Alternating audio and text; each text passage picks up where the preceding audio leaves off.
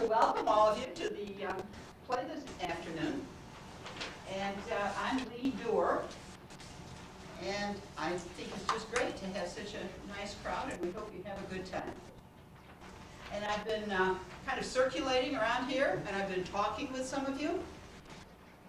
And some of you seem to be thinking you're here for a murder mystery. Well, I'm sorry about that, if that's why you're here, because we've had a change of plans this year.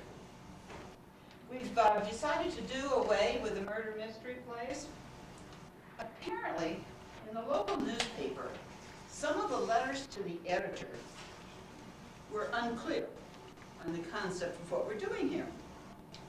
They seem to think that if you use the name Chatham in a local joke, that people wouldn't get the gag. So, it's too much of a private joke. Well, they're wrong. Let me demonstrate. Why didn't the chicken cross the Route 4? Answer? Well, who could cross Route 4? You're telling me that somebody who's not from Chatham would make that joke? And this lady over here's from Miami, and she got it. I guess that was an in-joke too, I'm sorry. But be that as it may, we've decided to go in a different direction this year. We hope you don't mind. But we have come up with a new idea for a fundraiser. We're going to have a book discussion group. Now, dead silence. Nobody groan. I'm sure the event is going to be very exciting. We tried this idea, about 20 years ago. We got a group together and asked them to pay to read a book. The book was called Chatham Beware, Our Shrinking Community. I wonder why that never became a bestseller. Anyway, the group really enjoyed the experience, and both of them said that they'd be willing to do it again. So, this is an idea whose time has come. Have you all had a chance to read this book, Warp in Space? What is it? My goodness, even though somebody works here at the library and you haven't read this book? Well, you don't read. Well, it doesn't really matter because you've all paid $13 to be here and to sit in on a discussion of this book. Actually, the participants in our book discussion group paid even more. They paid $150 in order to have the privilege of reading this book. And I don't want you to believe anything you might have heard about us actually having people pay us not to have to read the book. Well, the book is really very good. You're going to be sorry you hadn't read it, but you'll enjoy the book discussion. Have you ever heard of Lord of the Rings? Ah, so some of you do read. Okay. You saw the movie.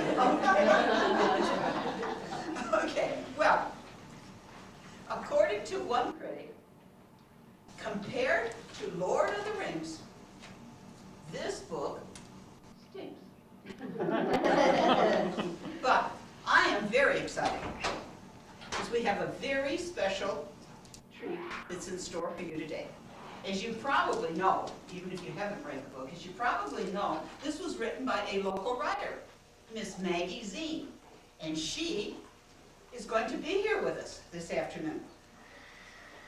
And if that isn't enough, we have invited Professor Educated from Lincoln Land Community College, and he is the world's foremost authority on the works of Miss Zine. And the professor will be giving us a lecture on warp in space. And we have another surprise guest for you.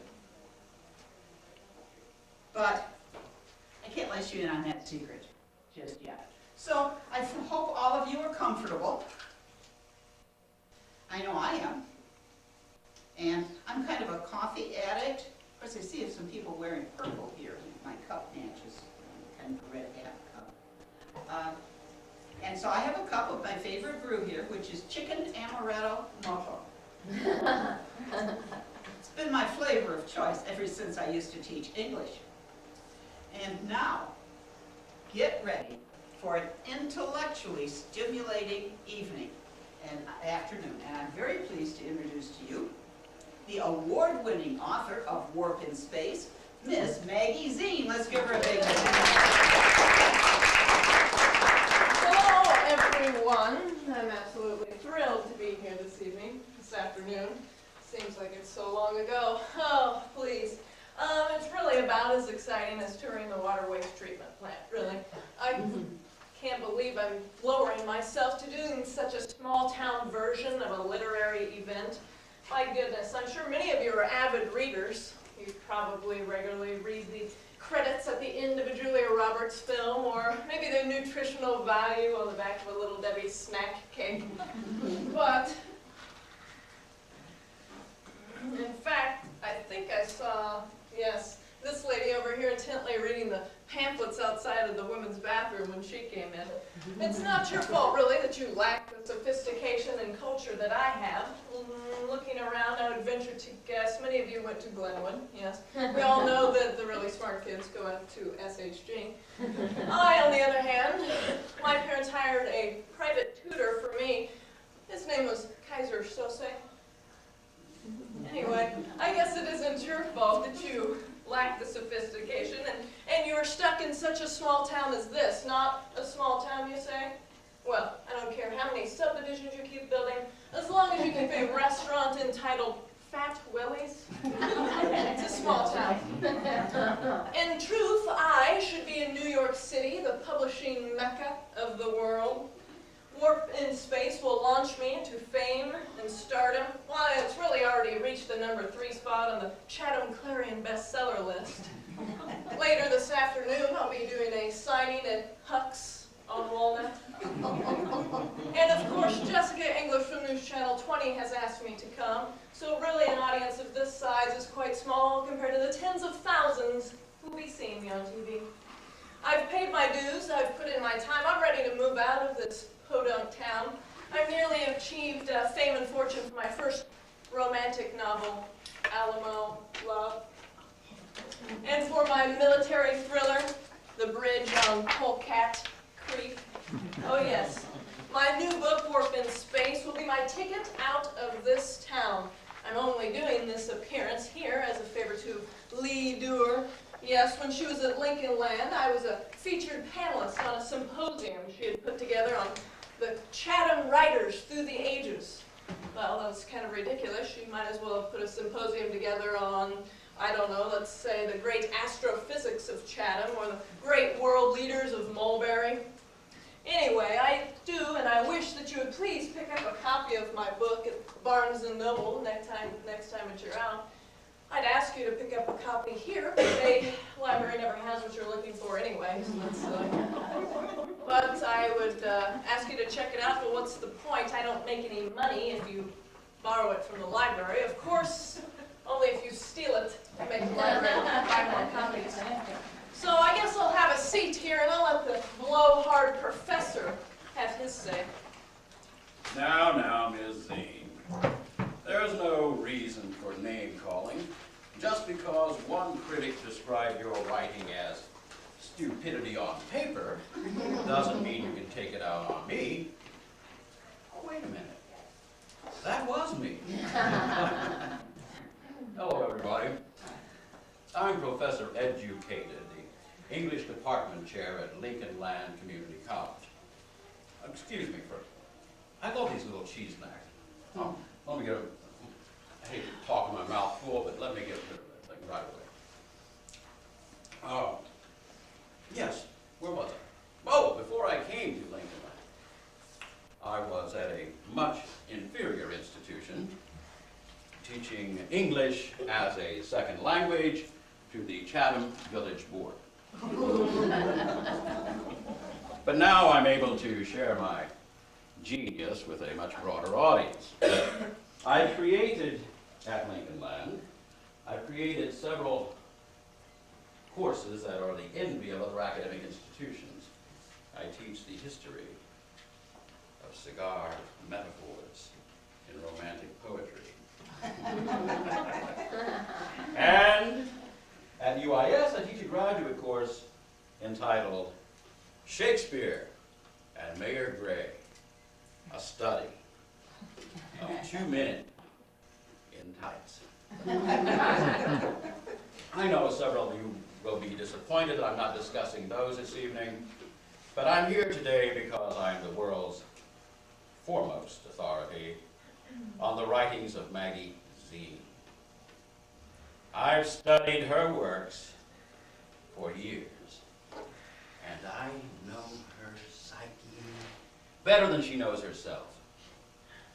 Perhaps I should just share with you a sampling of how I'm able to analyze her writings. Here is a passage from War in Space. The alien jumped out from behind a very, very big rock-like thing. Captain Langer pulled his laser out of that bag-like thing he carries around his neck. Stop, alien. I will shoot you with my laser gizmo, unless you take me to your leader. The alien growled like a lion, growling at something a lion would growl at. Wait, shouted Commander Cord, the guy who was not as high as Captain Langer, but still pretty important, but not as important as Captain Langer's boss, of course. Maybe he's trying to tell us that the planet is about to explode. Let's get out of here and go somewhere that's not here,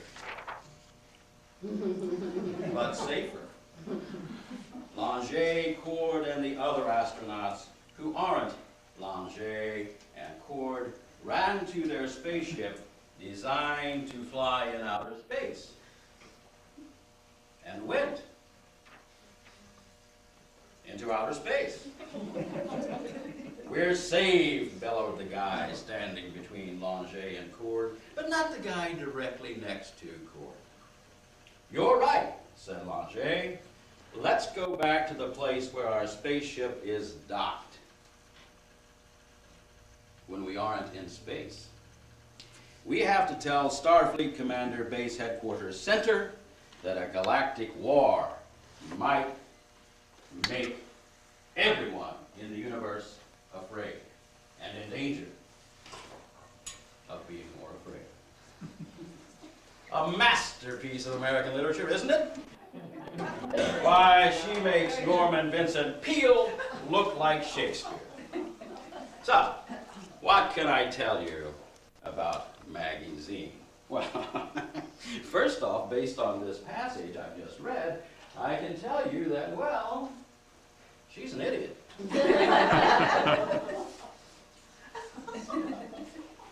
She has a severe electrocomplex, and her self-esteem can only be validated by seeking approval from total strangers. She has anger management issues, and she has aggressive tendencies, perhaps paranoia.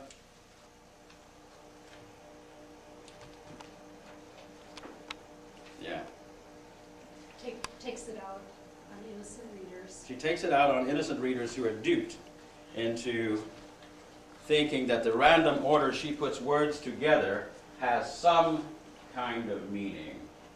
You see, I can look behind her talk of aliens and Starfleet and outer space and see a sad, sad individual who can only validate her existence by seeking out strange men in bars.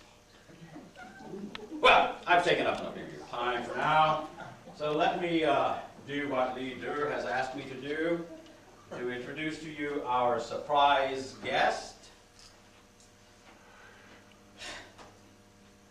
Ladies and gentlemen, I simply cannot do this.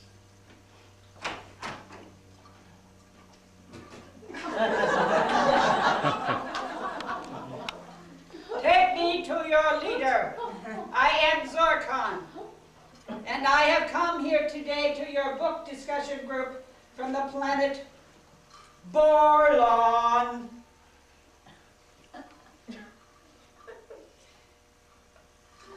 I am an evil alien, and I am bent on taking over the universe. Perhaps you've read about me in Warp in Space. And I have come here today to answer your questions about this compelling work of fiction. Fiction? Oh, did I say fiction? Well, I meant to say the real-life adventures of me, Captain Longe, and Commander Cord. I have taken time out of my busy schedule of galactic conquest to answer all of your questions about warp in space. So please, if you have any questions, ask me now. I said Zorkon, not Orkon. That's the bug people. Quite frankly, you're bugging me. Don't make me call. I said evil alien, not illegal alien. I have a card. Oh, you know, this is ridiculous. I feel so silly standing up here in this stupid costume when it's obvious that none of you have even bothered to read that book. Why am I wasting my time? Well, at least you didn't waste your time. I had to read the book to prepare for my role. Oh, this isn't the usual role I get. Oh, no. Recently, I've been dabbling in a bit of street theater. You know, improvisational interaction with my audience. Oh, sure, some people don't think that walking up and down Walnut with a cardboard sign on your back reading Eat It Hearty is a true example of street theater, but it sure beats the heck out of them seeing that dumb annual couch-it throwing contest. Oh, how I wish the library had not abandoned its murder mystery plays. Oh, I would have been one of those. Oh, I would have made a terrific murderer. Detective. Victim. Okay. I could have played all three in a one-man show. Watch.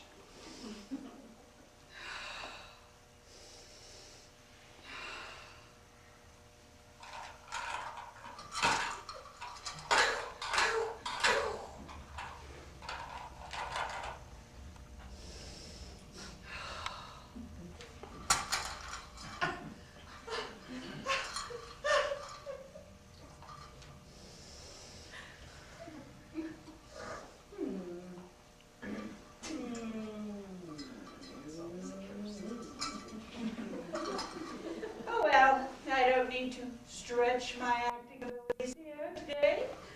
Oh, I see it's time for me to take a break. Well, if anybody needs me, I'll be back in my dressing room. Oh, who am I kidding? You see, it's not so much a dressing room as it is a salon. Okay, if anybody needs me, I'll be back in the bathroom.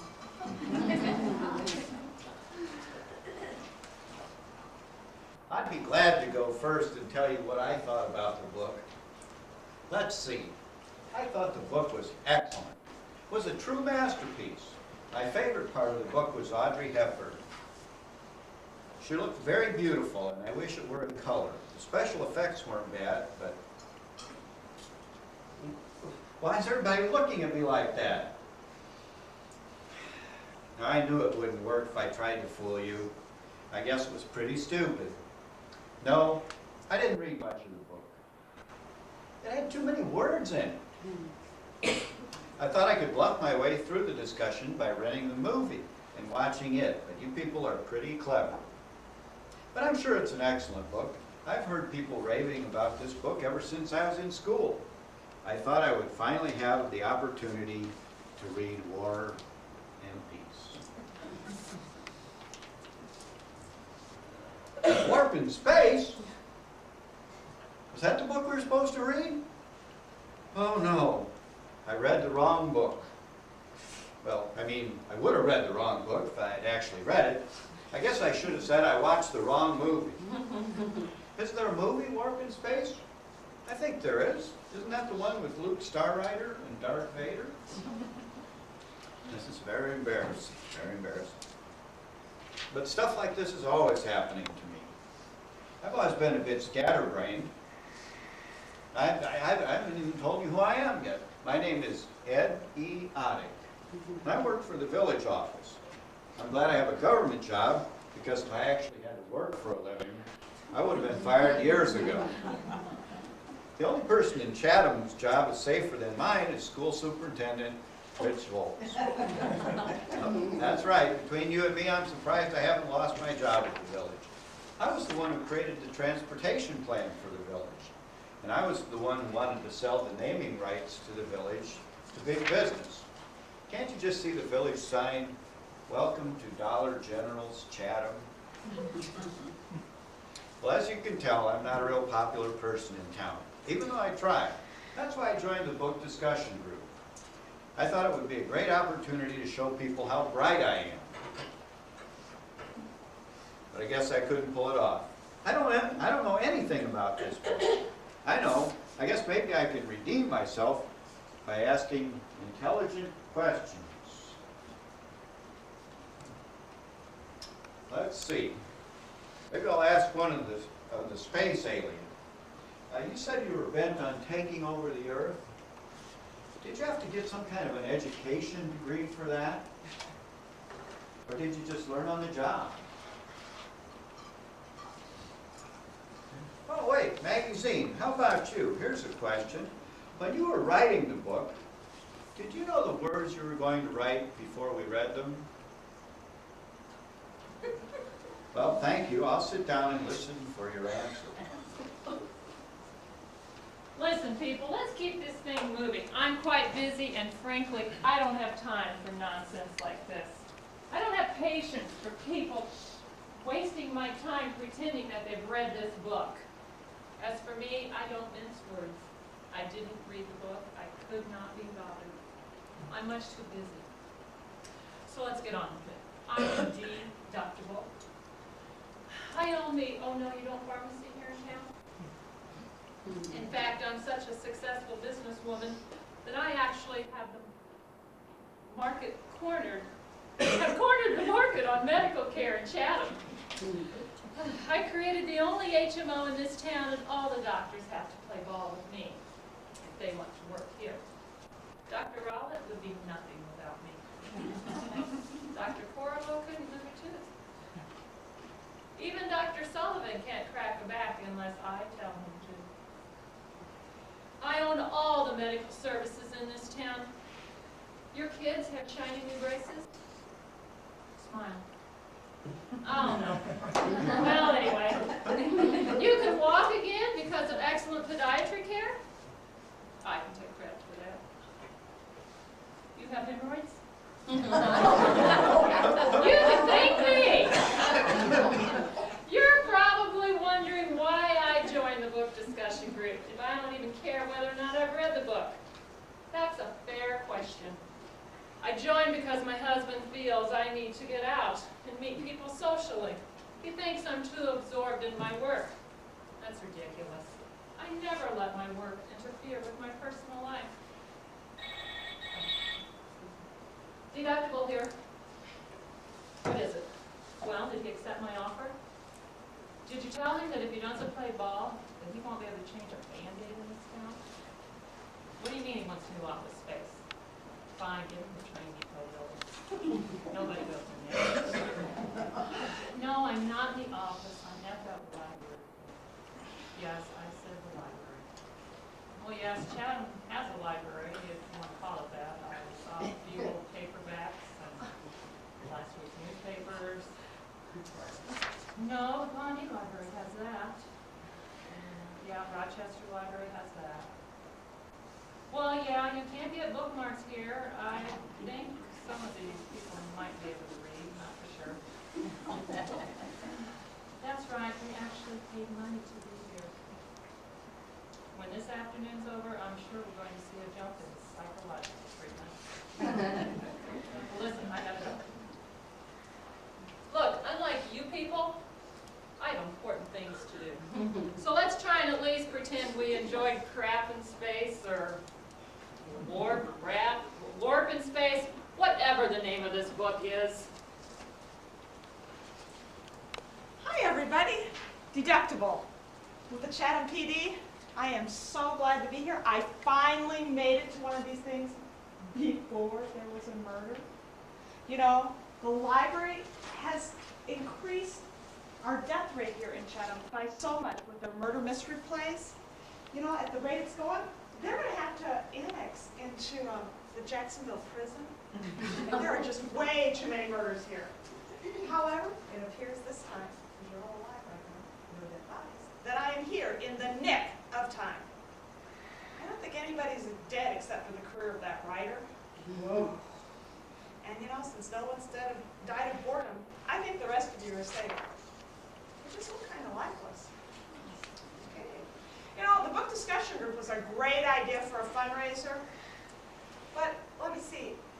People, you're paying money to participate in basically what we all tried to avoid in high school. Well, you know what? I'm really afraid to tell you, but I don't think you're going to see a murder, an investigation, an arrest. I don't think there's going to be any taping of the body.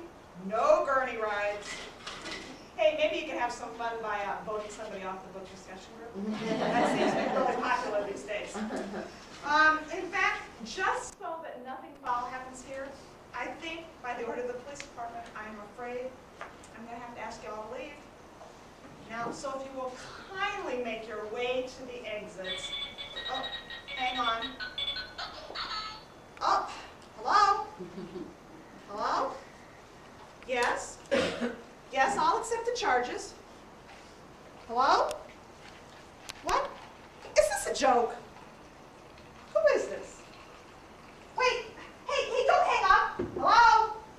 Hello? Okay, nobody move.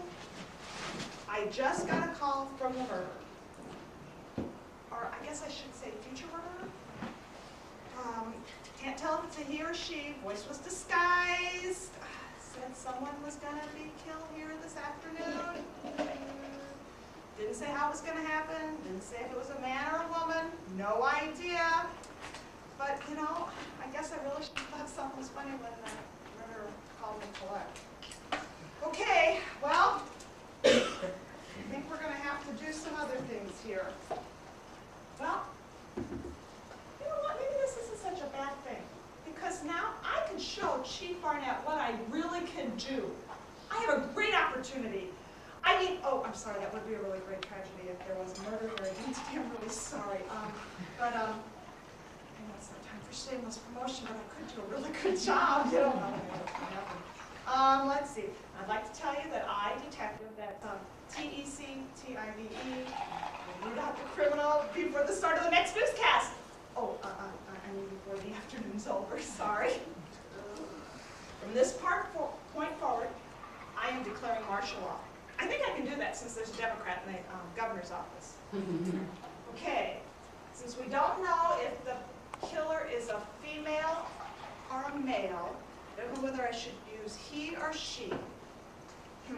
Maybe I should use they, even though that's plural, because you never know. There could be a gang of murderers out there. There could be. Oh. Hey, you know, when I walked in here, there were other people in here. Where'd they all go? Okay, nobody move. I'm going to go find them. Going to call the paramedics, put them on standby just in case. This wasn't a crackpot call. So, you know, why don't you guys kind of relax, enjoy yourselves. We're going to get you a little dessert, a little time to unwind, and we'll be back in about 15 minutes.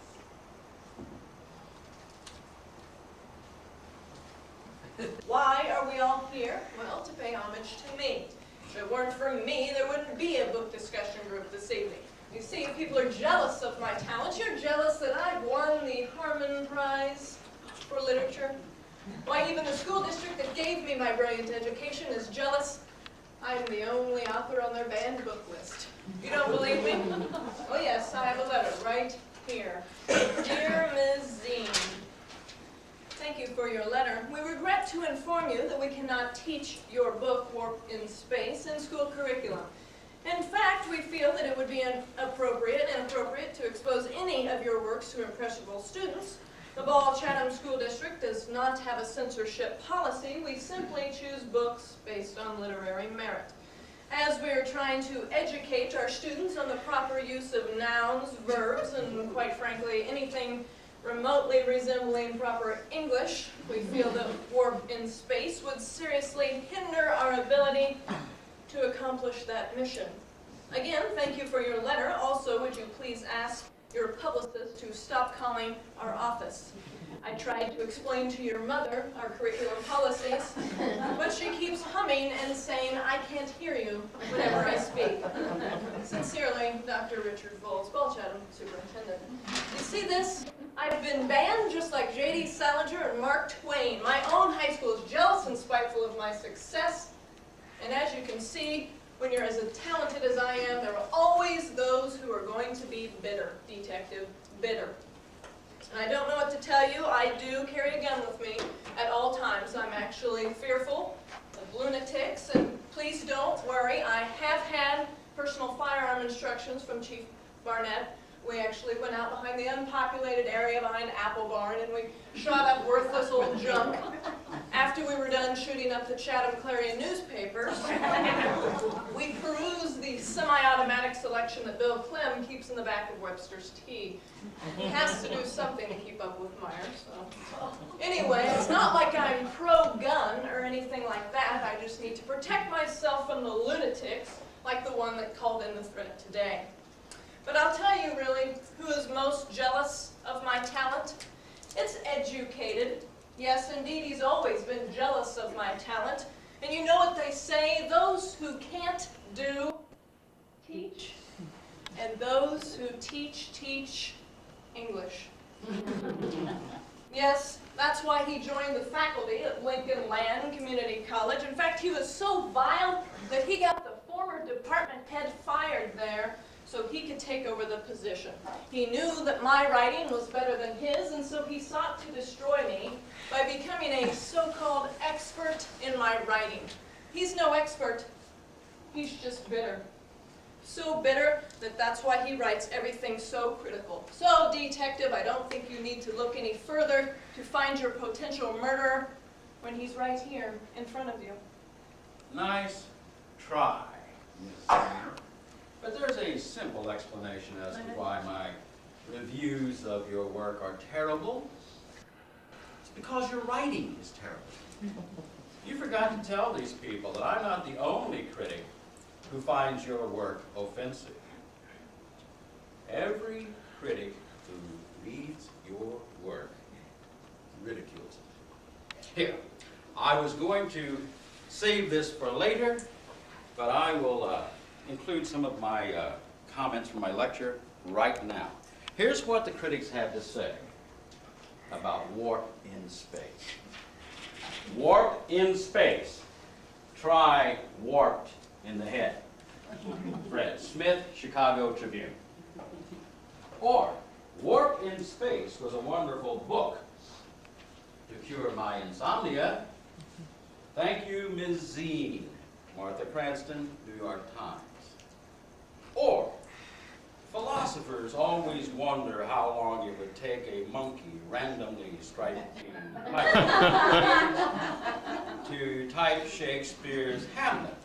Nobody knows the answer, but it's clear. One has already typed Warp in Space. Tom Lutz, The Atlantic Monthly.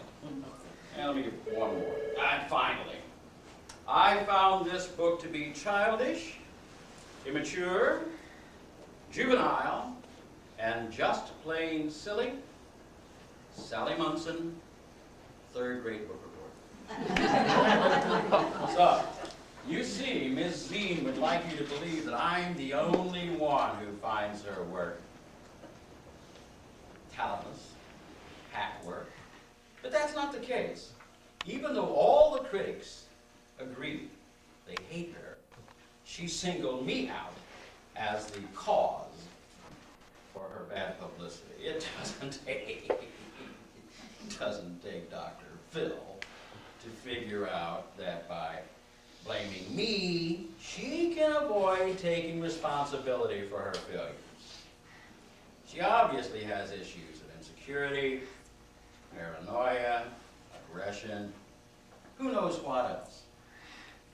Someday, she'll make some therapist very rich. Ooh, this pipe tobacco tastes kind of funny. Does anyone have a breath mint?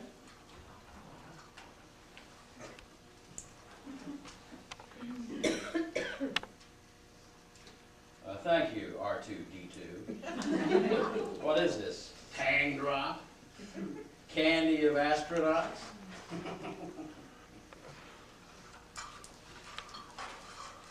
Anyway, murdering Maggie Zine would certainly stop the brain hemorrhaging that she causes her readers, so killing her would clearly be self-defense. You see, I wouldn't believe Ms. Zine when she says that she's the intended victim. It's clear I am the one who signaled out for danger. My life. She's the one who's out to get me. Notice how she was the first one to stand up and say, I am the intended victim. She's clearly trying to deflect suspicion from herself. Hey, the more drivel she writes, the more fodder I have for my reviews, the more money I make. But if I were out of the way, she probably thinks that her popularity would skyrocket. So, detective, make the right call. Arrest Maggie Zine. Even if she didn't make that phone call, with all these people reading her books, she's already a mass murderer. Oh, look at you two. Aren't you just full of yourselves? Each of you think you're so important that the other one must be trying to kill you. Well, your criticism of Maggie Zine, they're certainly justified. But if you consider yourself the great literary critic of the 21st century, then you fooled yourself along with all these other fine people. You know, I just happened to have done a little research into your book reports, and this is what I've come up with. This is what he has to say about warp in space. Maggie Zine doesn't know the meaning of the word science fiction. But then again, she doesn't know the meaning of most words. Clever, huh? Here's what he has to say about Tom Clancy, Clear, and Present Danger. Clancy doesn't know the meaning of the word thriller. But then again, Clancy doesn't know the meaning of most words.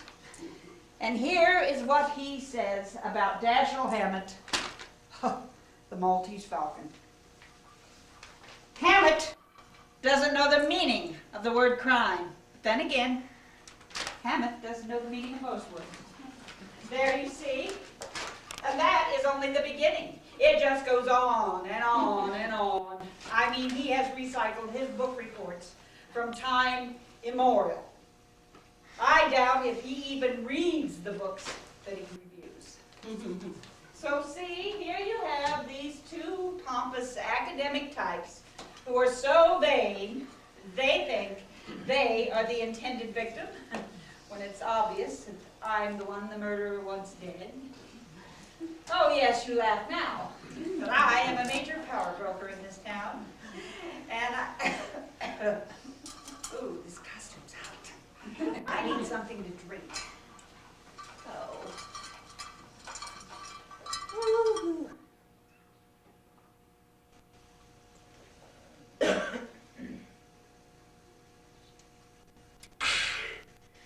That's better. Well, like I was saying, I am a major power broker in this town. I am the one that lured McDonald's to come here, much to the dismay of Chatters and Dairy Queen. And I am the one who insisted that Walgreens come here, much to the disappointment of home care. What's the name of that place? What is it? Oh, yeah, that place, Complete Care. And then, I am the one that insisted that South County publish here, much to the displeasure of, oh well, no one really cared about them. So you see, my pro-business stance has made me many heated enemies. You know, those in the know, they realize that Mayor Gray is merely a puppet, and I am the one who runs Chatham. Yes, Chicago has Daley, Pawnee has the Bob, and Chatham has me. So you see, people are always trying to overthrow me. Yes, thus it is when people say, take me to your leader, they're taken to me. Yes, it must be that yours truly is the intended victim. Oh, anyway, I'm already embarrassed to death. Talk about being full of yourself. There's the poster child right there. She thinks she's the major power broker in Chatham. Do you really think that somebody is out to kill Alien so that he can take control of Chatham? Now, really. I can see someone being murdered for control of Glenarm. I can see someone being murdered for control of New City. I can even see someone being murdered for control of Bull Pit. But Chatham? I doubt it. Now, I can see someone murdering Alien just to put us out of our misery. Oh. To be perfectly honest, it wasn't my idea to hire her to portray the character of Zorkon. I don't think she makes a very convincing space alien. Actually, I was trying to get Senator Bomke. Now there's someone who looks like he's from another planet. But Alien bullied her way into the role.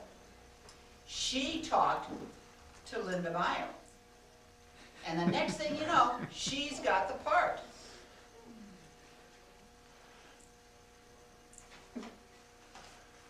But she's not getting her paycheck. What? Until we see some quality acting from her. Oh, I have this. Oh, I've got a paper cut. Anybody have a Band-Aid? Band-Aid? Do you have a Band-Aid?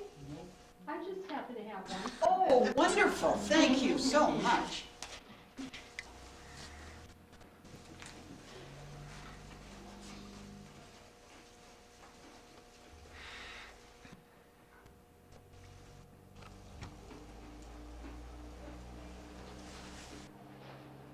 On top of all of the other bad news this evening, now I've got the paper cut, but I did get even with her. I made sure that we provided her with the cheesiest costume that we could find. Now, it's not really that I'm trying to wreck the book discussion group. I knew the book could stand on its own. I think some says it could walk away. I just felt that somebody needed to take Alien down a peg. So, now, she's not the target of any assassin. If you believe that, you're thinking much too broadly. Truth be told, I'm the one who's probably the target when you think about it. There are a lot of people jealous because I'm the book discussion leader. You'd be surprised. This is a very highly coveted position. A lot of well-known celebrities and public figures have ties to book discussion groups. Did you know that Bill Gates is in a book discussion group? Governor Rod Blagojevich was once in a book discussion group. Why, even former Governor George Ryan pardoned several book discussion leaders from death row. But even if the threat were real, why would somebody phone it in? to cancel the event. The phone caller is probably thinking that the police department's gonna show up, close down the show, close down the whole book discussion group, and have all of you leave for the public safety. But if everybody goes home, I'm the big loser. The writer can still write. The actor can still act. The critic can still crit. But what happens to the book discussion later? So, you see, it really is pretty clear. The threat is intended for me. I know the writer, the professor, the reader leader, and the space bug think that someone connected with the book discussion group must be the intended victim. But there's only 4 of them, and there's, well, there's more than 4 of us. Who says it's someone official that's the target? Why can't it be one of us? I think it might be me.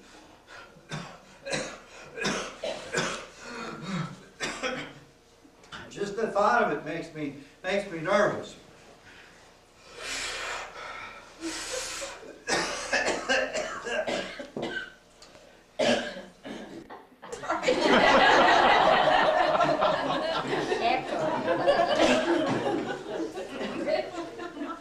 There, that's better. You see, I'm probably the intended target because my economic development plan for Chatham was hated by everyone. For starters, I was going to eliminate backyards from any future development plans. Why? Because whenever the village wants to build a new road, store, etc., the residents always say, "Not in my backyard." Now, if no one has a backyard, then it's no problem. Then I was lining up all kinds of new industries to locate here. We were going to collect all the garbage from Auburn and dump it in South Park. And we were going to start a cyanide recovery operation next to Ball Elementary. We were going to build an underground nuclear waste storage facility beneath the village square. Why, when people think of refuse, they'll think of Chatham. But my plan didn't stop there. I had all kinds of novel ideas for development. Remember when the library was in a strip mall? Or when the local churches met in schools or shopping centers? Well, I took the whole idea of putting businesses in unconventional locations and took it a step further. I proposed putting new schools in the Park District pool. Yeah, as you move up in grade, you go down in depth. And I suggested turning the new high school into a shopping mall. Then kids would want to go to school. I recommended putting our village officials in the zoo because, well, you had to see that one coming. You say we don't have a zoo, then a perfect spot would be the Sweet Corn Festival pony rides. Where else would you find a group of jackasses who go round and round in circles chasing their tails all day? I thought of all of these things seemed like good ideas to me, but I seemed to upset everybody in town. I only wanted what's best for Chatham, but I seem to be as effective as the Blagojevich administration. So you see, the murderer must be after me. Remember, he called Detective Collect. That's a sure sign that I'm the target. I guess I was the only one who thought kicking Verizon out of town and instituting the Chatham Pony Express was a good cost-cutting measure. Oh, knock it off, all of you. Do any of you really think that you're important enough that someone wants you dead? I'm sorry to disappoint, but you're all fools if you think there's anyone as the intended victim but me. Who controls the health and well-being of this community? Me. With me out of the way, who's going to make sure that doctor's visits are mandatory for a hangnail? Who's going to make sure you get a full series of x-rays every time you catch a cold? Who's going to make sure that you get a referral first if you need your nose hairs clipped? I'll tell you who, no one. If I don't keep the health system running in this town, it will fall apart. Oh, sure, some of you might say that we're just performing unnecessary tests and that we're doing unneeded surgeries. But to that, I make the medical argument. So? Medical ailments are deeply planted in the roots of this country. George Washington's false teeth, Abraham Lincoln's depression, FDR's polio, and of course, George Bush's insanity. Without the medical community, you people are nothing. And that's enough to make me the target. You know, some people want me dead because, believe it or not, they think I'm calloused and insensitive. I know that's hard to believe, but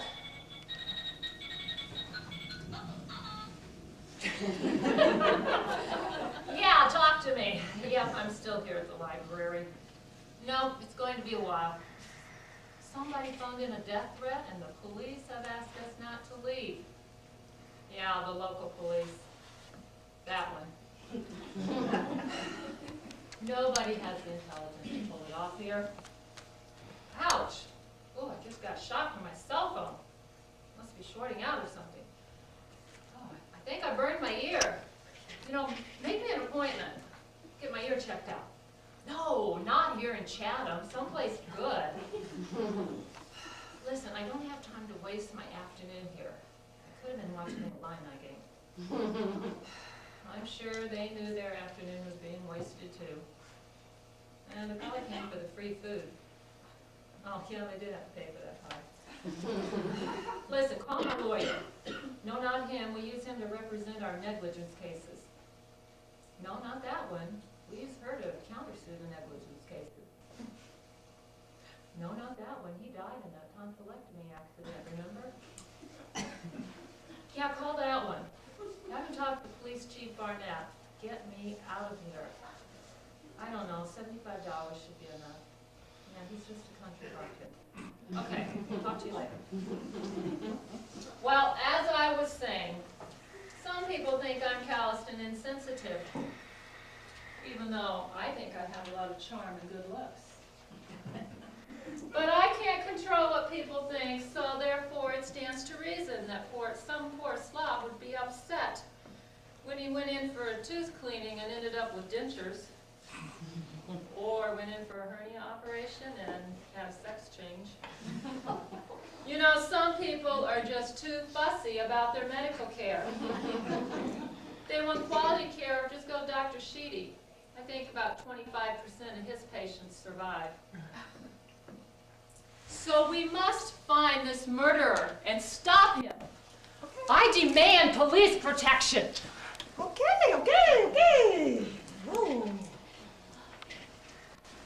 Okay, well, you know, this crime prevention stuff is pretty darn hard. I don't know how McGruff the crime dog does it. You know, I was really hoping to catch a big break in this case, but there's nothing making sense here. This is just like an Osborne episode. Where did everybody go again? Hang on. Hello? Okay, I'll accept the charges again. Hello? Of course we're not having fun. It's the library. Hey, listen. Why don't you, threaten someone who has nothing to lose, like the Kiwanis? You're gonna what? Oh, you better not try that. Hello? Hello? Well, can you guess who that was? Hey, you guys have been paying attention. I'm proud of you. You guys are really good at this crime solving stuff, you know? Still have that voice disguised. Don't know what's gonna happen. Didn't say who the victim is, but he did say, or he, she, they, said that the victim would be poisoned. So nobody eat anything. Oh, whoops. The legal disclaimer for tonight's performance requires me to tell you that the food provided by our many fine cooks is safe, wholesome, and of the highest quality that you have come to expect here at the library. Any reference to any food you may have actually consumed is strictly coincidental, as this is purely a work of fiction from the writer's own imagination and bears no resemblance to any food you may have devoured. On the other hand, if you are murdered, whether intentionally or unintentionally, the library assumes no liability and is held harmless from any present or future legal action. Well, I think it's time we start looking for the, the murderer, future murderer. Don't have a body yet. So, you know what? I think I need to start with somebody. I wonder what happened to that magazine. I think I'd like to talk with her. Detective. Oh, there you are. Well, I found out that your feud with Mr. Educated, it goes way back. And earlier you said you carried a gun for protection. Yes. Maybe you were planning on poisoning somebody with lead. Oh my. Hey, do you mind if I search that purse? Please do.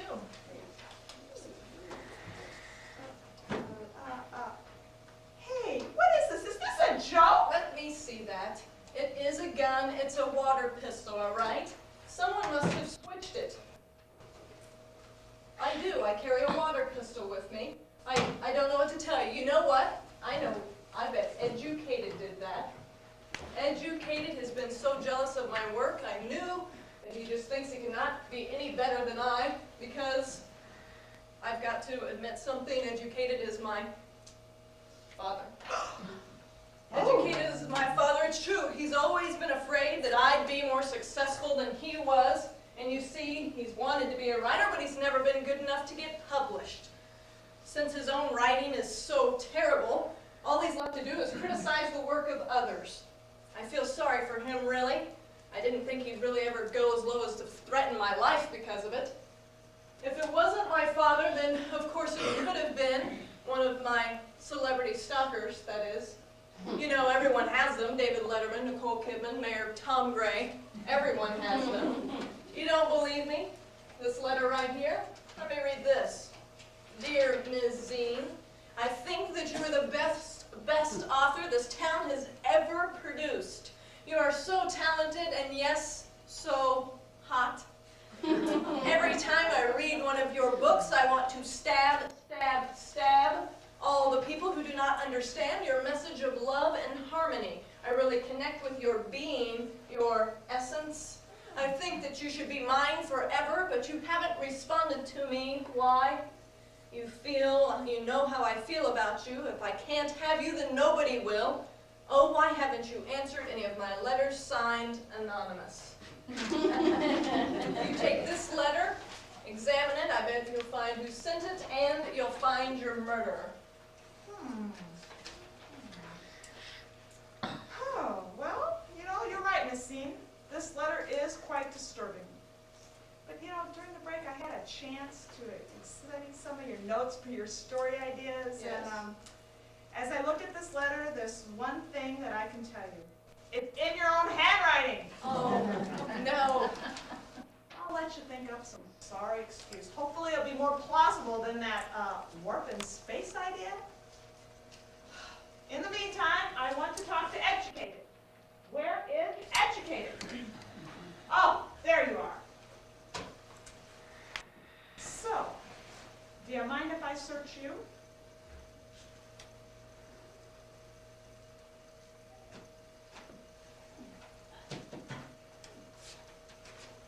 Another letter. So how about it, Mr. Caden? Are you truly jealous of Magazine? All right, okay. I am jealous. All my life, I wanted to be a writer, but I never quite had the aptitude for it. So I decided to develop my writing talents by starting with small projects. I started with advertising copy. I remember the ad I wrote for Larry's IGA. Try our beef, it's juicy red, and taste our other stuff that's dead. I was miserable at it. I moved on to writing obituaries.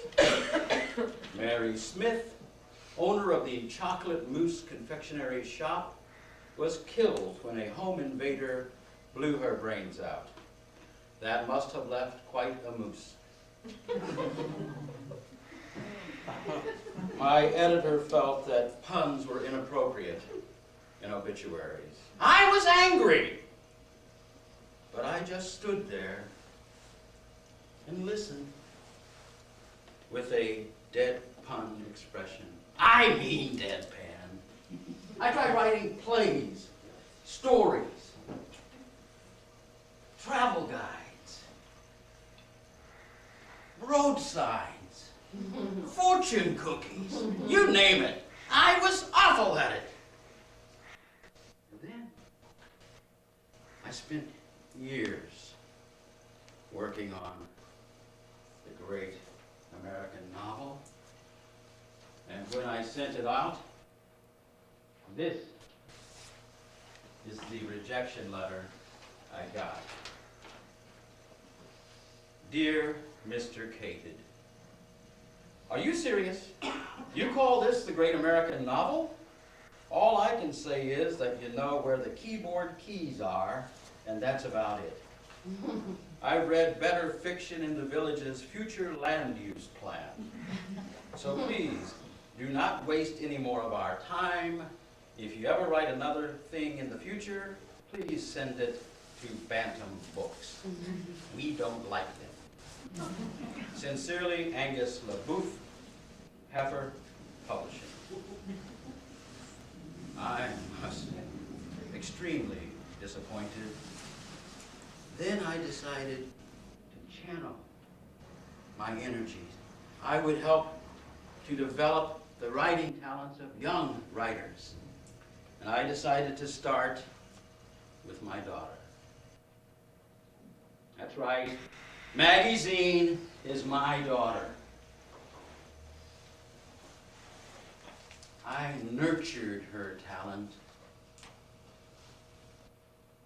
And when her first book was published, she turned her back on me. Denied knowing me. She even told people that she was an orphan. So I decided to get my revenge the only way I could. I devoted myself to disparaging every word she wrote. And I watched her get worse and worse and worse with each passing novel. So, I don't need to kill her to get my revenge. Just read the crud she writes. That's my revenge. I bet if you examine her artist's loft above Staub Polk Memorial Home, you'll find more of those hate letters written in her own handwriting. She even sends them to me. So, detective, I think you know who's really your psycho killer. I didn't see that letter again. Okay, well, Mr. Caden, it sounds as if you have motive written all over you. Oh, Lee Durr. You know, you're the head of this book discussion group. Maybe the power has gone to your head. I think I need to search you. Come here.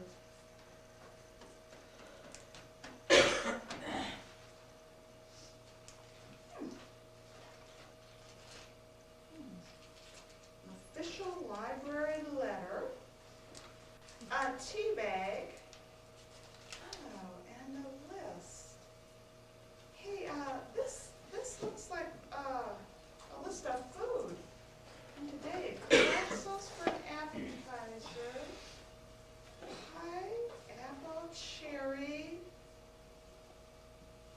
peach, ice cream,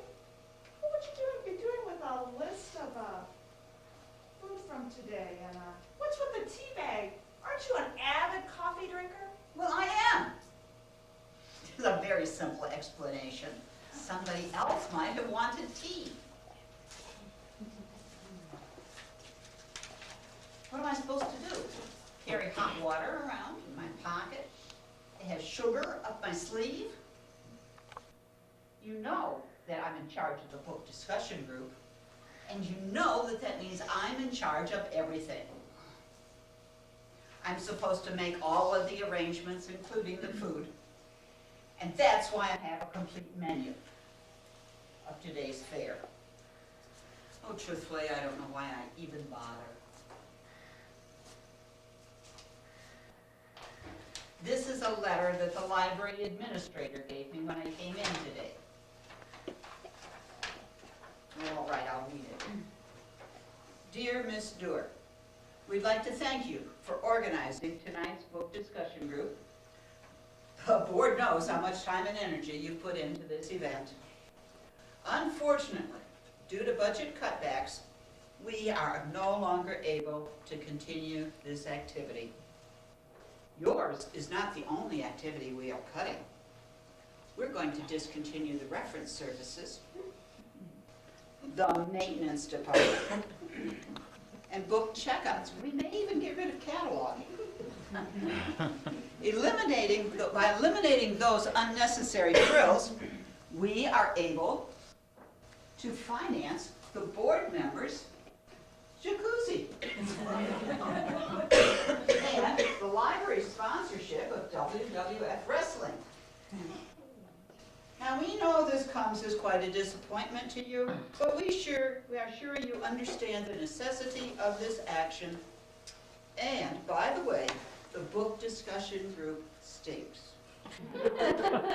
Sincerely, Jeff Adkisson, Library Board President. There.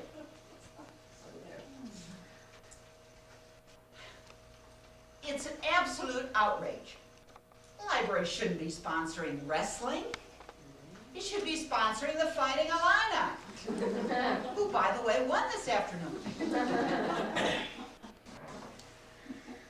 Furthermore, the book discussion group does not stink. Isn't the library supposed to be about books? Well, sure, they didn't like my idea of Edgar Allan Poe's Day Parade. We were going to launch 100 ravens into the air, all of them quoting, "Nevermore." They also wouldn't support my Adopt a Word or Phrase fundraiser, where we were going to get people to donate money to sponsor a word or a phrase in a book. Can't you just see it? Someone is reading Shakespeare. To be or not to be? This has been brought to you by the O'Briens, home of the great automotive dealer. That is the question. Do you know how much money we could make? Why, there must be at least 900 words in this library. So, yes, detective, I'm disappointed, but not enough to kill over it. This is not the first time that I've been falsely accused. I thought I was through with these kinds of phony scandals. Besides, I've been talking to Barnes & Noble. They like my idea for author-themed celebrations such as the Thomas Hardy Party or the Ogden Nashery Bashery. They know a good idea when they see it. Well, I know what a motive sounds like when I see it. Maybe the person playing that murderous alien fancies herself to be one in real life. How about that, Miss Alien?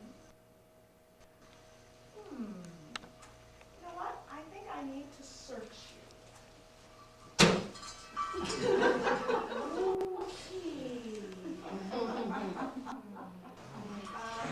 No. What's this? Hey, it's a report card. Ooh, Catholic English. Whoa, what do we have here? Hang on. Ooh, these smell bad. What is that, poison? Are these poisonous alien eggs?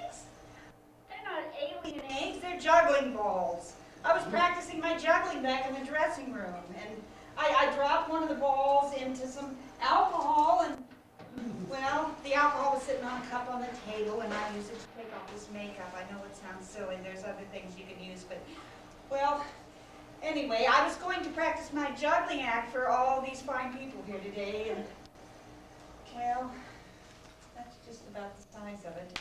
You know, I'm very good. I'm a very good magician. Oh, I am great at sleight of hand. Here, let me show you. What's that behind your ear, Miss Detective? Okay. Well, that works better when I use something sharp. No. Who am I kidding? I'm no magician. And I'm not very good at sleight of hand. In fact, it's my bad sleight of hand that caused the F on the report card. You see, when I was in college, I was Professor Educated's teaching assistant. Yes, I was an English major working on my doctoral thesis, Shakespeare, Chaucer, Milton, the evolution of postmodern thought represented by pre-nihilist constructs of romantic imagery. No, I didn't get it either. So, after I turned it in, got another one. You can buy anything on eBay these days. So one day I was sitting there with the professor, and we were going over some students' grades, and I spied this pile of papers on his desk, so I surreptitiously inserted the fake essay and got my own. Only when I left, I realized I'd taken the wrong paper. I had taken a paper that was a manuscript in the professor's own handwriting, and it was entitled Warped in Outer Space.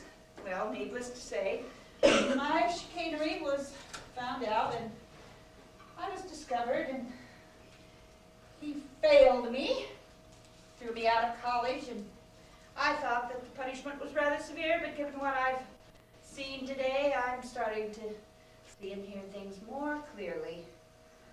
No, it's the kind of thing where if you're ruined and your plans and dreams are dashed, you're no longer able to teach English, you know. It still has its good points. I mean, at least I know I was reduced to this, but at least I don't have to take a position at Robert Morris College. Not that desperate. Of course not, Miss Ann.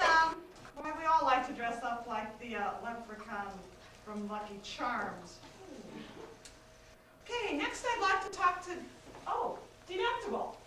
Yes? Yes, you of all people seem like the best suspect, and I searched everybody else, so I think I need to search you.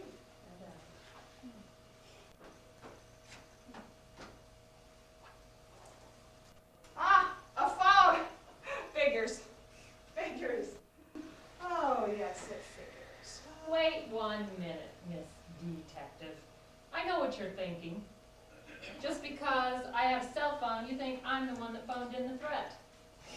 Good point. It could have been, it could have been anybody calling from any phone. I'm not always on the phone, you know. Sorry. I'm sure. Hello?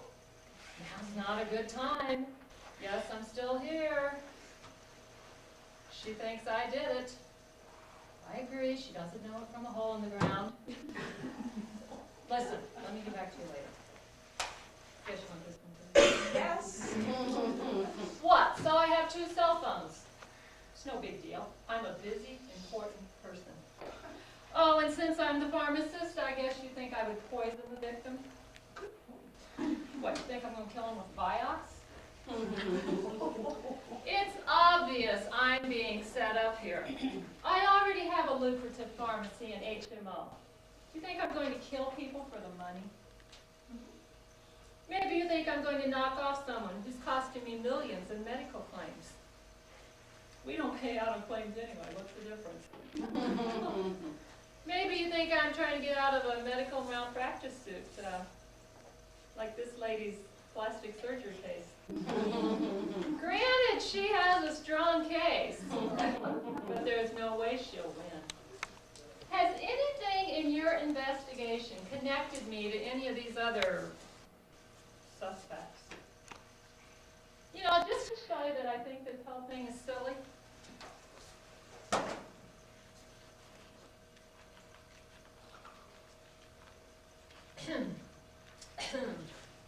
There. I'm not poisoned, am I? I'm not afraid of any phony. Whoa, whoa, whoa, oh, oh. Fooled you.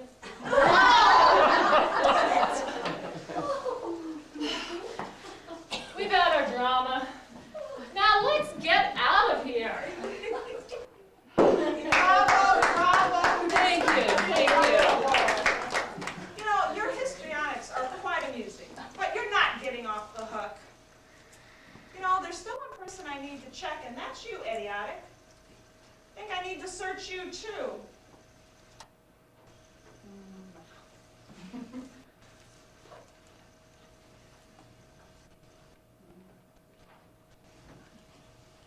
Hey, what gives? You had an asthma inhaler earlier. What happened to it? All right, all right. I confess. I am a former student of Educated, the ex-husband of Maggie Zine, the twin brother of Lee Durr, the former lover of Deductible, and the third cousin, once removed, of Allianz. Yeah.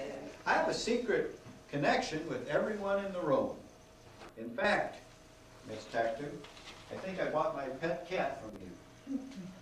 And Fluffy still coughs up fur balls all over my shoes. I don't like any of you. Professor, I do so have talent. Maggie, why did you leave me? Dee, why did you leave me? Lee, Mom always liked you better. And Allie, Yes. stay away from me. You're creepy. All of you have abandoned me and left me behind. When you become rich and near famous, you dump Eddie by the side of the road. I gave Maggie the inspiration for her first novel, Strawberry Fest, Romance Among the Fruit. Then after it came out, she dumped me. And after Jean lost her job, I got her a gig here at the library, even though she doesn't know the Dewey Decimal System. And Dee, I thought you and I had something together, but when your HMO started to take off, you dumped me too. I should have realized how greedy you were. When you offered to take me out to dinner, you applied a $10 copay. And I had to pay the rest of the bill. Professor, you told me I had no talent as a writer when I showed you my own novel, Totally Warped in Outer Space.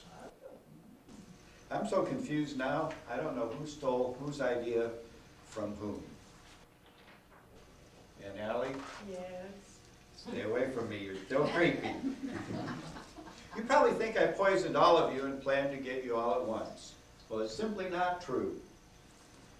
I may have a good motive, but if I wanted to kill everyone who rejected me, there'd be fewer people in this town than at the Harmon Strip Mall. You ask about my asthma inhaler, Detective? Yes.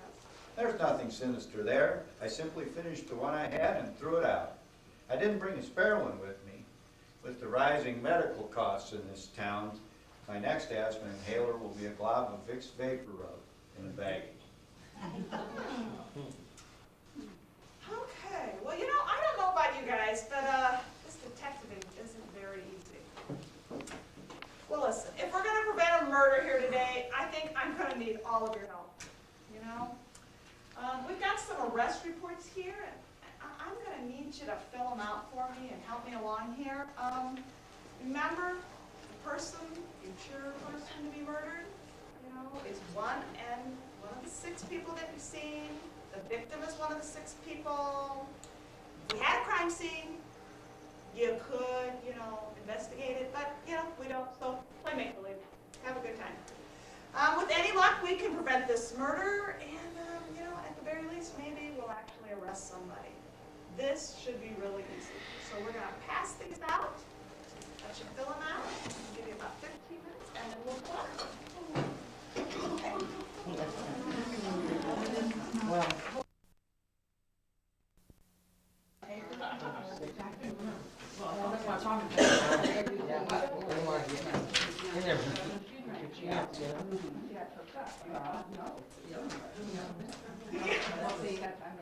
Now.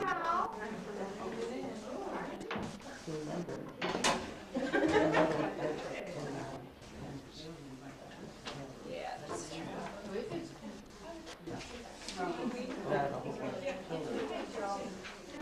Looks pretty like that. Like some of the movies. Something that's supposed to be something. Everybody, yeah. Yeah. Like I said, there's this. I love videos where they get to the mystery to try to figure it out. And sometimes it's never been in a Yeah. movie. And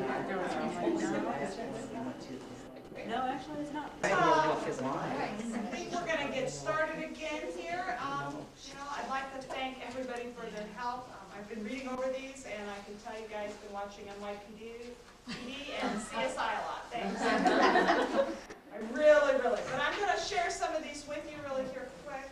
The victim, lead juror, the murderer, idiotic. Motive, he wants to be in charge of everything, and how it be done, death by Vicks Vaporub. Here's one, the victim, educated. The murderer, idiotic. Motive, Mr. Cated stole Mr. Oddick's book idea. Maggie stole it from her dad, Mr. Cated, and it was published. Poison, tobacco. Eddie Oddick is the victim and the murderer, Maggie Zine. Eddie really wrote Warp in Outer Space, and Maggie doesn't want it coming out.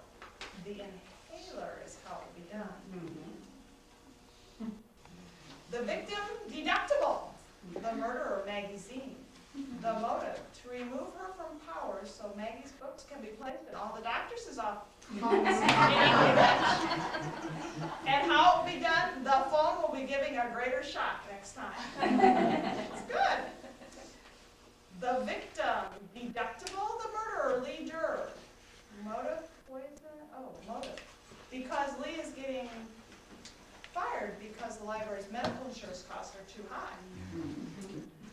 And their how it be done, poisonous tea. Oh, here's a good one, the victim. There will be four of them. Alien, leader, educated, and idiotic. And the murderer is Maggie Z. The motive, paranoia. How will be done, the poison ball, poison cheese, poison water, and poisoned inhaler. It's good. And this is a recurring theme in the motive and how it will be done. Who cares and just because. Oh, hey, I like this one. The victim, deductible. The murderer, detective. The motive, bad house coat. But no insurance coverage. And how will be done? Medication withdrawal. Yes, that is it. And I want to thank you all for your kind help in this afternoon. I really appreciate it. But as you can tell, there's still no murder, and I'm really embarrassed because I guess I jumped the gun. Nothing's gonna happen. But good thing is, string of unsolved murders has finally been, it's just ended. I am so excited. So, you know what? I'm gonna leave you all here. I have this book discussion group. Have a really good time. I'm gonna be leaving. Again, I'm sorry I kept you here all afternoon. Thought there was gonna be a murder. No such thing is happening. I'll just show myself out. Don't Thanks. be so hard on yourself, detective. You know, I think you've taught us all a valuable lesson. Today we've learned that, no, scratch that. You pretty much wasted our time. Okay, I think I'm next on the agenda. So if we could get the slide projector set up for my presentation. I do have 362 slides to get through. It will take a little bit of time. Now, let me start off with the title. My title of my presentation is Maggie Zine in the Great Literature of the 21st Century, Why the Two Shall Never Meet. Okay, let me first begin by explaining the symbolic significance of the non-allegorical nature of the book in terms of its anti-pastoral themes of existential reductivism. Now, if we... Excuse me.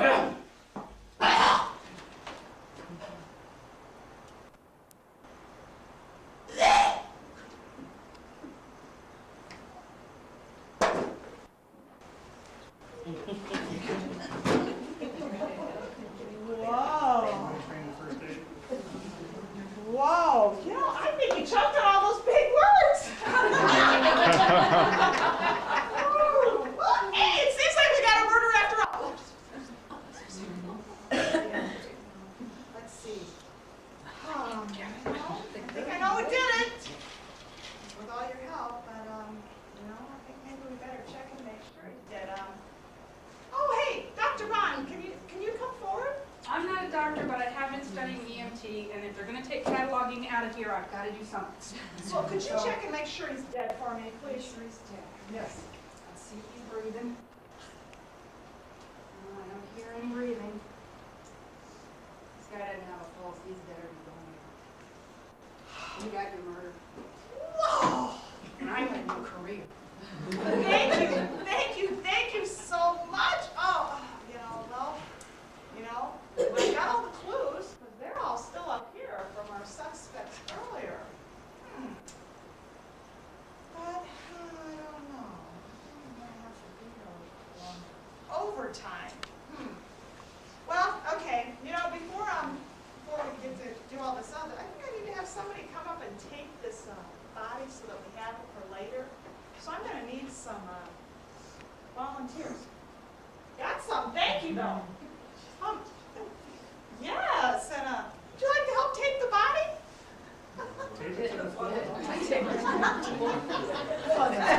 Whoa, now come on, folks, this is not hard. Come on, another taker? Who wants to? Come on, go ahead. Take up that body for me. I have the position. You guys wish you had those arrest reports back now, don't you? Yeah. Make it a lot easier. Sorry.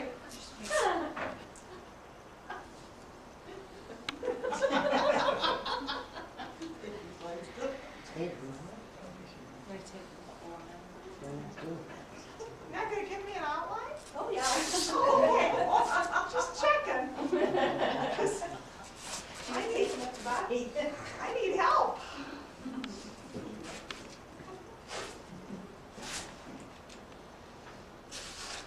You really didn't die in a very convenient place. Sorry. Oh, good job. This is good.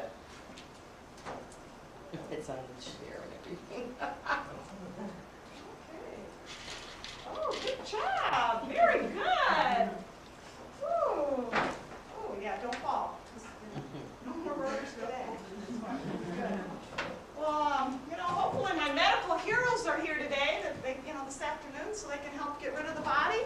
Come on in, guys. Come on in. Hi, guys. Sorry. I told you today was not going to go well.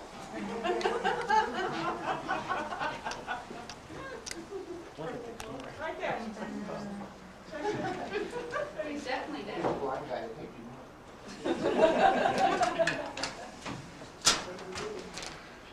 Well, I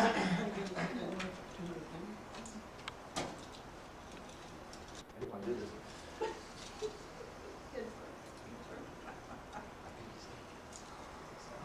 Yeah. Okay. Let's try this. You read that in.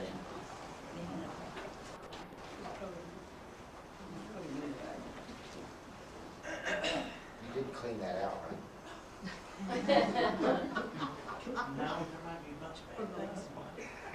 Yeah, let's see. God, surprise.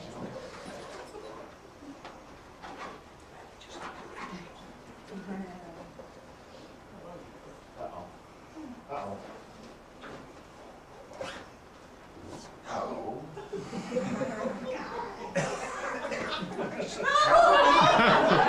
It's okay. This is my last call. Okay, if we, That's not Hold on to the bar.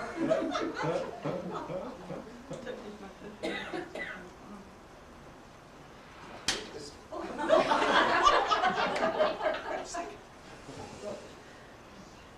Thought I was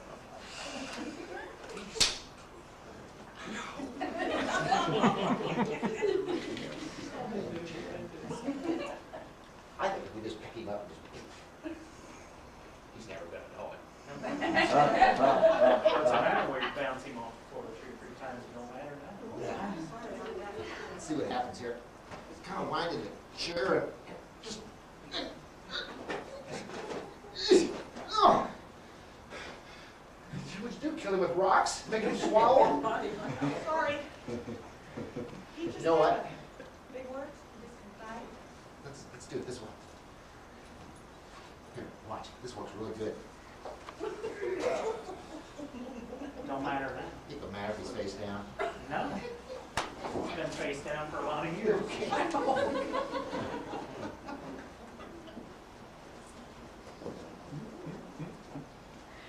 Having cigarette problems.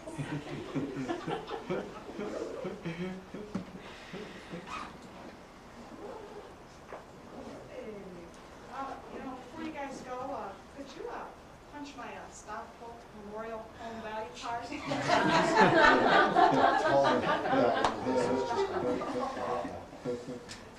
There you go. Oh, thanks, only 22 more to go. Thank you so much. There's no parts that fall out. Not like the other one. You know what? The coroner didn't notice the dead body with one arm. He won't notice one with 3.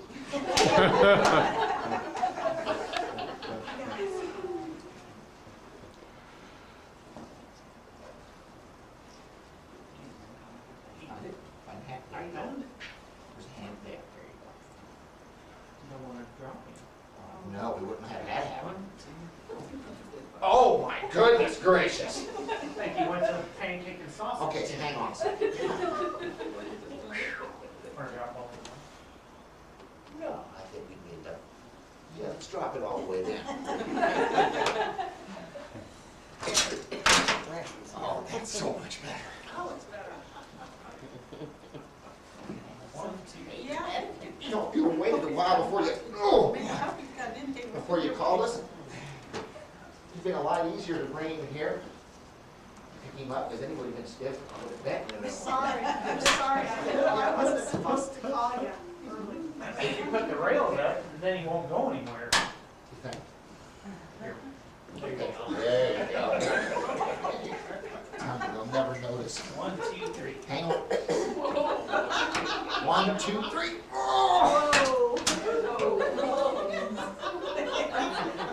Must have been involuntary, wasn't it? I think Is that all you need? that's all I You need. got me a card punched again in there, huh? Well, you could. No, I'm 'cause then afraid we can only do it once. I could get. No, I can only do it once. Come on.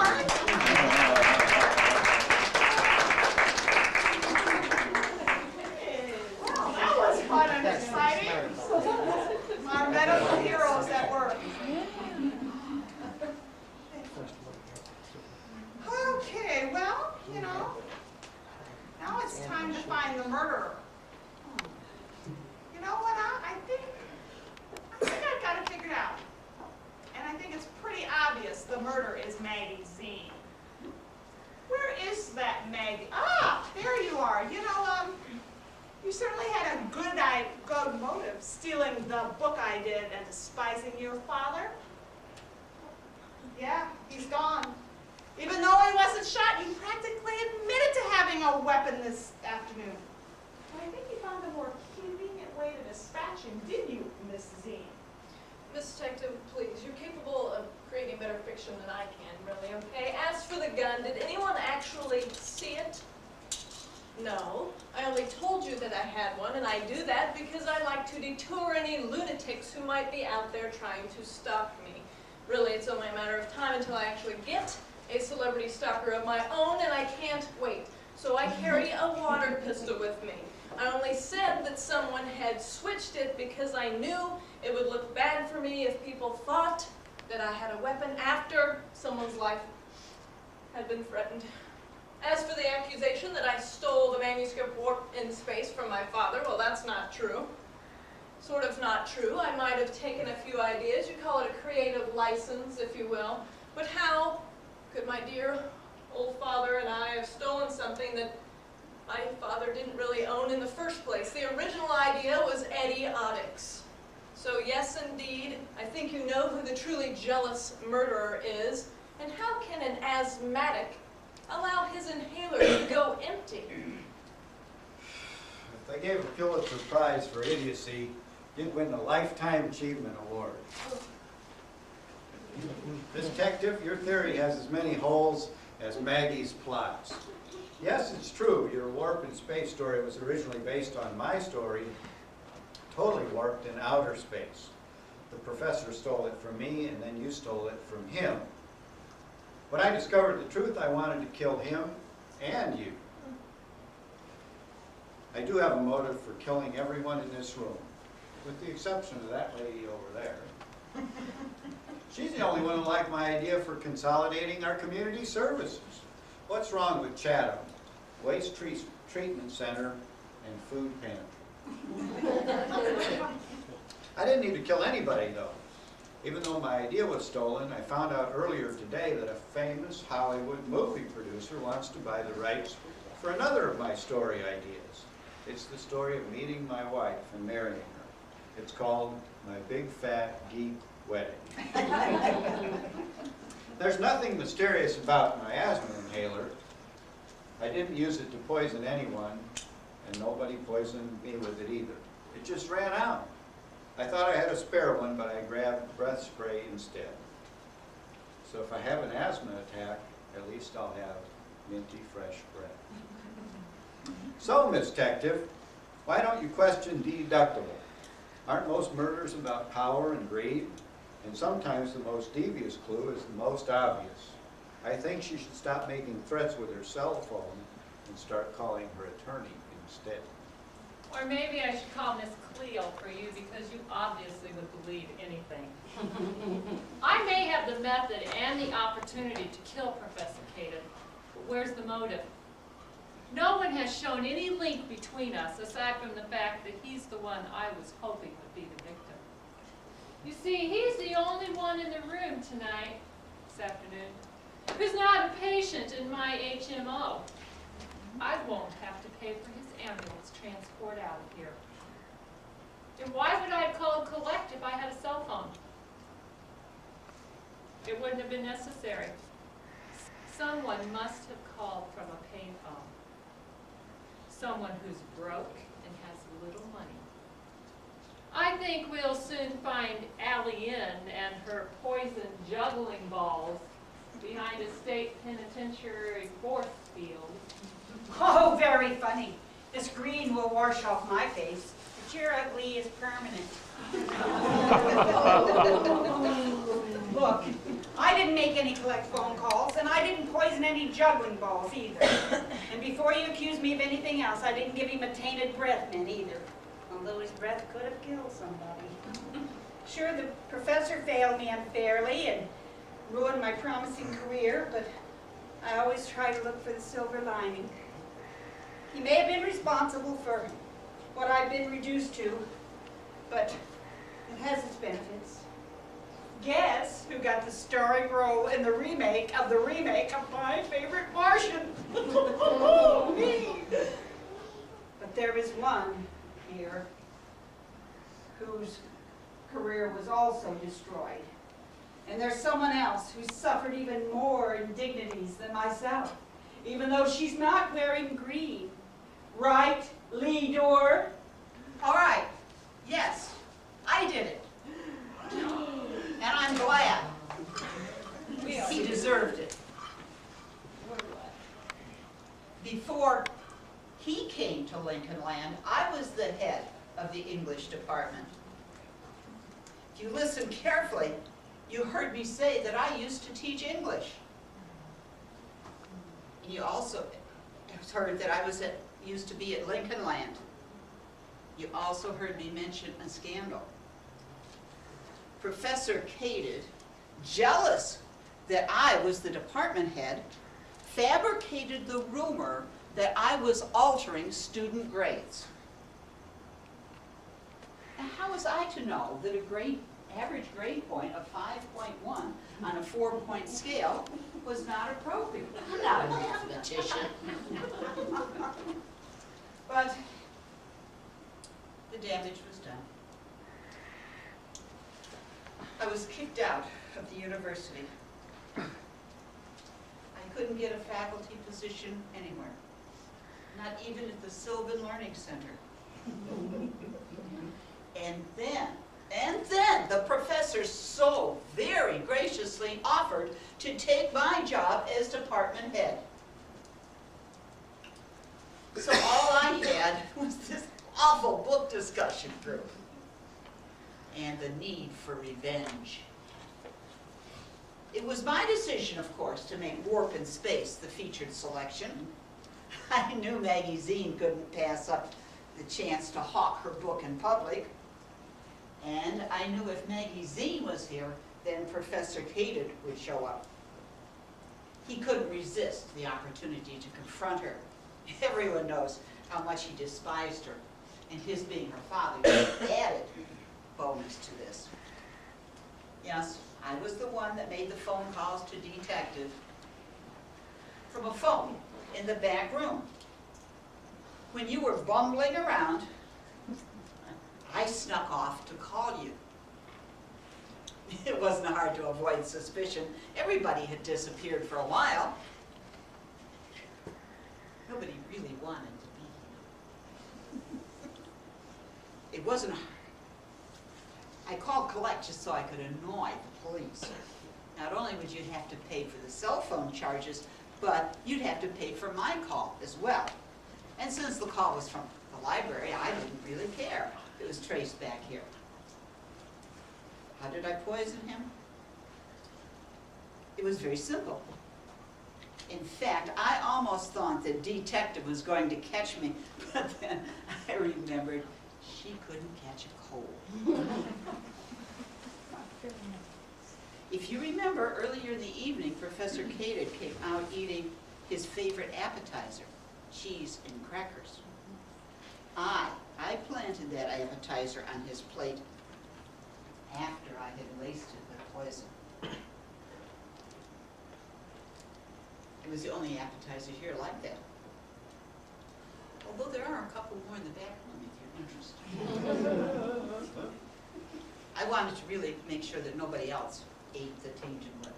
So whether you went through the food line or not, you will recall that when Detective read the menu, cheese and crackers wasn't on it. She never questioned it. It obviously took a while for the poison to take effect, but it was glorious to see him get what he deserved. I guess that gives us all food for thought. Mister, you're under arrest. Your days as a book discussion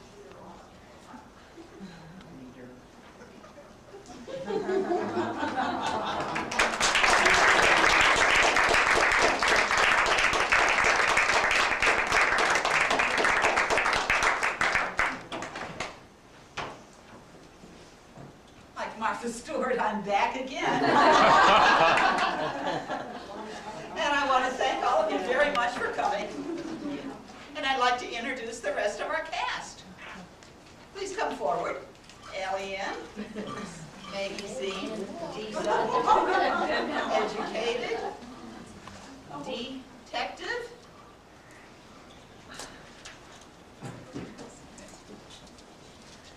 let's give them all a big hand.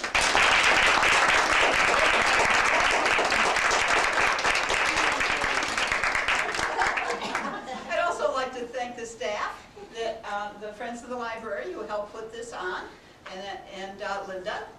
And is Rona here? Rona. Linda.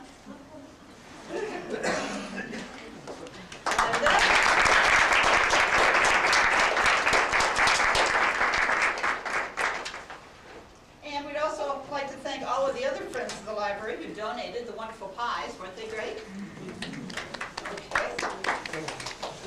And we also have a number of fine sponsors who have donated prizes. So, now I have the alien whose help I'm going to need. We went through all of your arrest reports. And I'm disappointed to say that we got it. In spite of all the notes that this table was taking. You know how hard it is to be trying to give a play, and every time you say something, they write it down. But we had some folks that were close. So we had a few people who guessed that the victim was Professor Educated.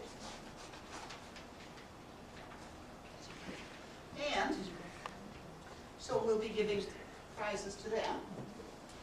And so this is this. See, that's why Linda has to be here. She's been big help to all of us getting through this. Oh, that's right, Friday's gone. We're going to do Saturday now. Okay, the first prize, which will go to Katie Stone for taking the most notes.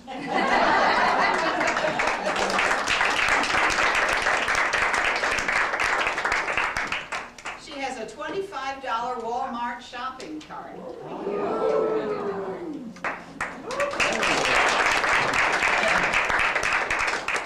Okay, the next wonderful detective here is Tara Langham. Come right up here.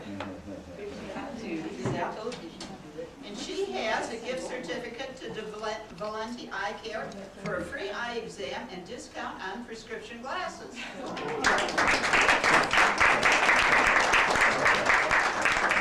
Obviously, so she can read the clues better.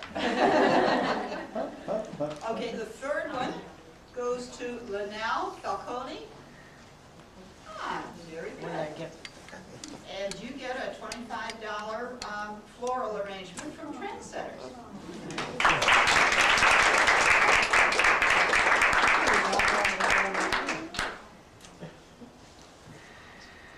And finally, we have Sandy Bone. Bon? Bon? This is kind of an in-house. Is that all right? Yeah, that's okay. Okay. We didn't clue her in ahead of time. I can tell. She didn't get very much Okay, and she gets an Apple Barn gift certificate for $15. And so, then we still have some drawings to do. So if you got the murderer right, you didn't get anything. Isn't that more important than You may be in here. No, it's not. That was the murderer that wasn't doing that. I'll see you in here. Did you do the I'll get honors, her. Alien? I'll get her. She's over here. This is 562-664.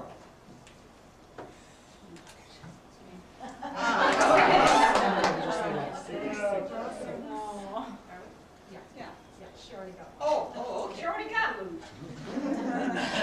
Enough. Here, would you do it for me next time? All right. 562-668. Oh, that's me. Oh, thanks. Okay.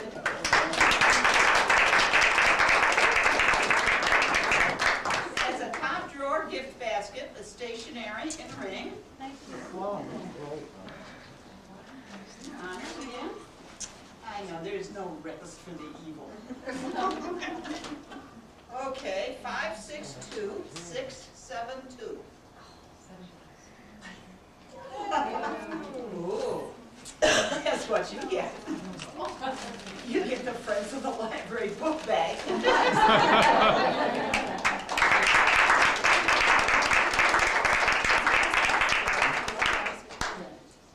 And then one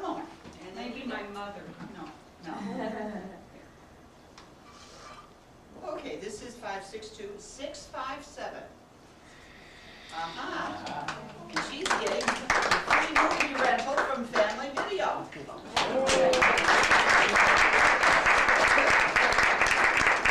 She'll probably want Star Wars, don't you think? All of this. Or Warp in Space. Warp in I'm sure. Space. That's coming on DVD. Yeah, it is. I could Yeah. start and roll. Of course. Who else would wear that cheesy costume? Okay, well, I think that concludes our production for this afternoon. The Friends of the Library are so grateful that you came. Hope you had a very good time. Thank you.